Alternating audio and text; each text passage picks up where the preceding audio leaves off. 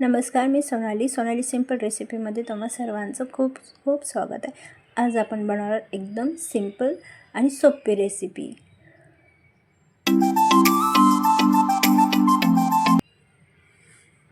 तर त्यासाठी इथे मी अर्धी वाटी डाळ घेते। आता या डाळीमध्ये आपण मिक्स डाळ घेतली तर यामध्ये मसूर डाळ, मूग डाळ, उडद डाळ आणि तूर डाळ अशा 4-5 प्रकारच्या डाळी आहेत। तुम्हाला तुमच्या आवडीप्रमाणे तुम्ही एखादी डाळ कमी जास्त करू शकता। आता हिला 4-5 पाण्याने स्वच्छ धुवून घ्यायचं आहे आणि आता हे मी साईडला ठेवते। तर डाळमध्ये टाकण्यासाठी आपल्याला इथे मी एक कांदा कट करून घेत आहे। असे मोठे-मोठे स्लाइसमध्ये कट करायचा आहे। त्यानंतर एक टोमॅटो, मीडियम साइजचे टोमॅटो घेतलेले आहे, ते देखील आपल्याला असं जाडसरच कट करून घ्यायचं आहे, जेणेकरून डाळीसोबत आपल्याला याला बॉईल करून घ्यायचं आहे। 3 ते 4 हिरवी मिरची। आता हे सगळं साहित्य आपण कुकरमध्ये टाकून घेऊयात आणि त्याचबरोबर आपण थोडीशी चिमूटभर हळद टाकायची आहे आणि थोडंसं तेल टाकायचं आहे, जेणेकरून कुकर मध्ये डाळ आपली मऊ छान शिजून निघेल। इथे मी अर्धा ग्लास पाणी टाकलेले आहे आणि हे सगळं मिक्स करून घ्यायचं आहे आणि याला कुकरचं झाकण लावून छान 3 शिट्टीमध्ये आपल्याला आपली डाळ एकदम मऊ वाफवून घ्यायची आहे। आता कुकरच्या मी इथे 3 शिट्टी करून घेतलेली आहे। इथे बघा सगळ्या डाळी एकजीव झालेल्या आहेत। बाकी डाळीपेक्षा उडद डाळला थोडासा वेळ लागतो शिजण्याकरिता, म्हणून आपण 3 शिट्टी करून घेतली। आता इथे आपण एक पॅन घेतला आहे, त्यामध्ये अर्धा चम्मच मोहरी, अर्धा चम्मच जिरे, थोडंसं हिंग आणि कढीपत्त्याची पाने आणि बारीक चॉप केलेला कांदा टाकायचा आहे। इथे मी अर्धा कांदा स्लाइस करून टाकलेला आहे। आता हे छान कांदा परतला की त्यामध्ये मी लसूण टाकत आहे। इथे लसूण मी चॉप करून टाकलेला आहे। तुम्हाला आवडत असेल तर तुम्ही खलबत्त्यामध्ये ठेचून देखील लसूण त्यामध्ये टाकू शकता। 3 ते 4 लाल मिरच्या, हाफ टोमॅटो आणि आता हे छान आपल्याला तेलामध्ये परतून घ्यायचं आहे।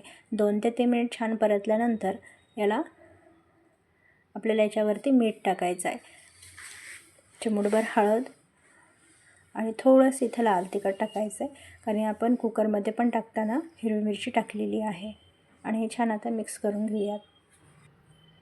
आता हे सगळं आपण कुकरमध्ये ॲड करणार। तुम्ही हे आपण वरून पण तडका देऊ शकतो, पण मी अशा पद्धतीने केलं आहे कारण की कुकरमध्ये भरलेलं होतं, त्यामुळे मी यामध्येच तडका टाकत आहे। आता हे सगळं मिश्रण आपल्या याच्यामध्ये टाकून घ्यायचं आहे आणि मिक्स करायचं आहे। आता इथे तुम्हाला जर घट्टसर वाटत असेल आपली डाळ तर त्याच्यामध्ये आपण थोडंसं पाणी टाकून घेऊया।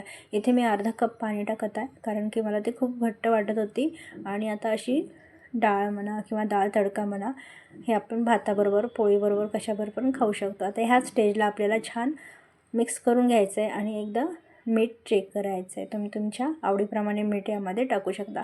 इथे बघा किती घट्टसर एकदम बेस्ट डाळ बनवून तयार आहे। एकदम हॉटेलला भेटते डाळ तडका त्या स्टाईलमध्ये।